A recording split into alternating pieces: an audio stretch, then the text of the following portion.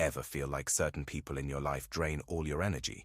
In this video today, I will reveal the 5 types of toxic individuals you need to avoid to reclaim your peace and balance. Stick around, because understanding these behaviors could transform your relationships forever. Number 1, the constant critic. Imagine this: you have just finished a major project. You have poured your heart and soul into it, working late nights and sacrificing your free time. You are proud of the result, feeling a sense of accomplishment. But then, here comes the constant critic. Instead of acknowledging your effort or the overall quality of your work, they zoom in on every minor imperfection. Why did you choose that color? This part seems a bit off. I think you could have done this better. Their feedback is rarely constructive. It is not about helping you improve, but rather about highlighting your perceived shortcomings. They seldom acknowledge the hours of dedication or the innovative ideas you have implemented. Instead, they focus on the one typo you missed or a minor design choice they do not agree with. Over time, this constant barrage of negativity can wear you down, making you question your abilities and worth. The pride you feel starts to diminish, replaced by self-doubt and frustration. Relatable? Most of us have encountered someone like this. Maybe it is a colleague who always finds fault with your work, a friend who critiques your choices, or even a family member who never seems satisfied with what you do. The issue is not the critique itself. Feedback is essential for growth. The problem is the intent and delivery. Constructive criticism is aimed at helping you improve. Constant criticism is about tearing you down. I remember working on a group project in college. I was paired with someone who constantly nitpicked every part of my contributions. No matter how much effort I put in, it was never good enough. It got to a point where I dreaded their messages, knowing it would be another round of criticism. It took a toll on my confidence and made me second-guess everything I did. Constant criticism can be incredibly damaging to your mental health. Their relentless negativity can lead to anxiety, stress, and even depression. When you are continuously told that your best is not good enough, it is easy to start believing it. This can affect not only your professional life but also your relationships and self-esteem. Have you ever had someone in your life who seemed to thrive on pointing out your flaws? How did it affect your confidence and motivation? Share your stories in the comments. Let's support each other by sharing strategies on how to handle such individuals and preserve our self-worth. Number 2, the manipulator. Now let's talk about the manipulator. These individuals are often charming and persuasive, but their intentions are self-serving. They are experts at twisting situations to their advantage, often at your expense. Manipulators can make you feel guilty or obligated, using emotional blackmail to get what they want. Manipulators are masters of deception. They know how to present themselves in a way that makes them appear trustworthy and well-meaning. At first, you might not even realize you are being manipulated. Their tactics are subtle. They might use flattery, play the victim, or create a sense of urgency to get you to do what they want. They are skilled at identifying your weaknesses and exploiting them. Consider a scenario where a colleague at work is always asking for your help with their tasks, framing it as an urgent need or a crisis only you can solve. They might praise your expertise and reliability, making you feel indispensable. However, their real motive is to offload their responsibilities onto you while they take the credit. Over time, you start feeling overwhelmed and taken advantage of, but you struggle to say no because they have created an environment where you feel guilty for not helping. Manipulators often employ gaslighting tactics, making you question your perceptions and reality. They might say things like, "You are overreacting," or "You must have misunderstood," when you call them out on their behavior. This can leave you feeling confused and doubting your judgment, further entrenching their control over you. I had a friend who was a classic manipulator. Whenever we made plans, they would somehow twist things to get their way, whether it was choosing the restaurant or deciding what we'd do.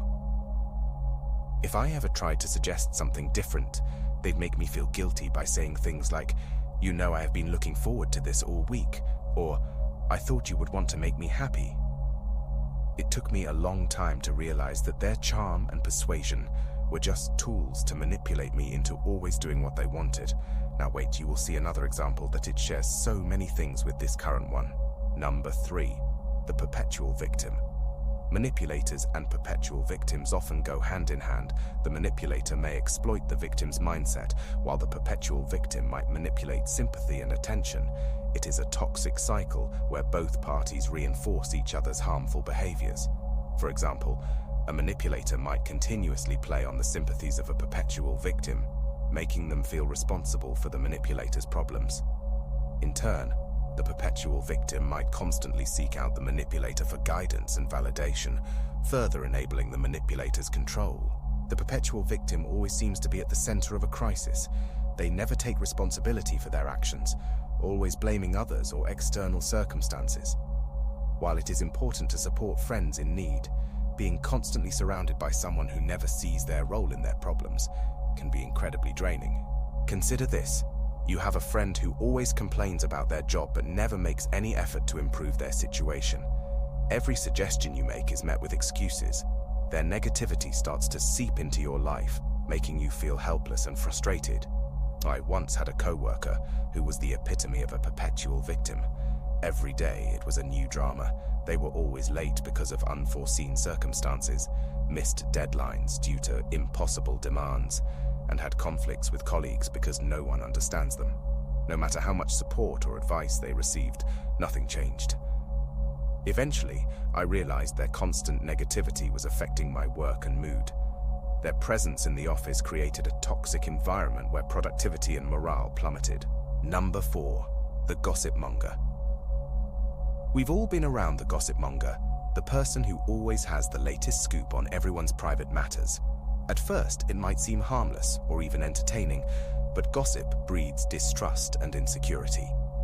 If they are talking about others, you can bet they are talking about you too. Think about a time when a piece of gossip got out and caused unnecessary conflict or hurt. Gossip does not just harm the person being talked about, it damages the integrity and trust within a group. Being associated with a gossip monger can taint your reputation, even if you are not the one spreading the rumors. Do you think gossiping is ever justified? Are there situations where sharing someone else's business is acceptable? Let's debate this in the comments. Number 5. The chronic pessimist. Finally, let's discuss the chronic pessimist. These individuals always see the negative side of things. They dismiss your dreams and undermine your successes, not because they want to help, but because they genuinely believe that nothing good can happen. Imagine you are excited about a new opportunity. You share your enthusiasm with a chronic pessimist, and they immediately start pointing out all the potential pitfalls. Instead of feeling encouraged, you feel deflated. Constant exposure to such negativity can sap your energy and stifle your ambition. Have you ever felt your excitement for something new deflate after talking to a pessimist? How do you handle it? Share your experiences below. Navigating relationships can be challenging, especially when you care about the people who might be bringing you down. It is important to approach these situations with empathy and understanding. Everyone has their struggles, and sometimes these behaviors stem from deep-seated issues. However, your mental and emotional well-being is paramount. Take a moment to reflect on the people in your life. Are there individuals who consistently drain your energy or undermine your confidence? It might be time to set some boundaries. It does not mean you have to cut them out completely, but creating some distance can help protect your peace. Remember, you deserve to be surrounded by people who uplift and inspire you. Let's build a community of support here. Share your stories, struggles, and strategies in the comments. How have you dealt with difficult relationships? What advice would you give to others in similar situations? Your insights could be the guidance someone else needs. Let's support each other on this journey toward a more balanced and positive life.